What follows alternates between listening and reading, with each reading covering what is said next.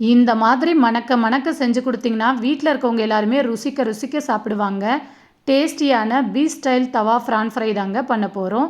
வீடியோவை சேவில் போட்டுட்டு கண்டிப்பாக ட்ரை பண்ணி பாருங்கள். இப்போ இந்த ரெசிபி எப்படி பண்ணலாங்கிறத பார்க்கலாம். அடுப்பில் ஒரு தோசைக்கல் வச்சுட்டு 3/4 கிலோ அளவுக்கு க்ளீன் பண்ண இறால் சேர்த்து தண்ணி வத்துற வரைக்கும் நல்லா குக் பண்ணிடுங்க. அதுக்கப்புறம் 1/2 டீஸ்பூன் இஞ்சி பூண்டு பேஸ்ட்டு, 1/4 டீஸ்பூன் உப்பு, 1 டீஸ்பூன் குழம்பு மிளகாய் தூள் சேர்த்து பச்சை வாசனை போக நல்லா வதக்கி ஒரு பிளேட்டுக்கு மாற்றிடுங்க. இப்போ அதே தோசைக்கல்லையே 2 டேபிள் ஸ்பூன் அளவுக்கு எண்ணெய், 2 கைப்பிடி அளவுக்கு பொடியாக நறுக்கின வெங்காயம், ஒரு கொத்து கருவேப்பிலை சேர்த்து கண்ணாடி பதத்துக்கு வதக்கிடுங்க.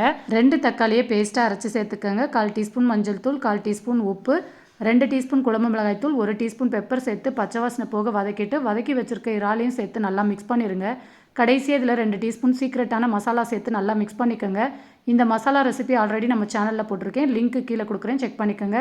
கடைசியாக இதில் கருவேப்பிலை கொத்தமல்லி தூவி சுட சுட சர்வ் பண்ணுங்கள். டேஸ்ட்டு சூப்பராக இருக்கும். பாய்.